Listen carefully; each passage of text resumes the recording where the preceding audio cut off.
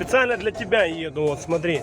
Сейчас покажу, это я уже с Херсона подъезжаю, блядь, к Никополю. Мне до Никополя, до Днепра 150 километров. То есть это 300, блядь, 300 километров в одну сторону, нахуй. Это туда-назад, блядь, по 10 литров, блядь, 1800 гривен, нахуй, на бензин. Понимаешь? Мне оно нахуй не надо. Мне со своей семьи эти деньги забирать. Вот, блядь, въезжаем. А, нихера тут не написано.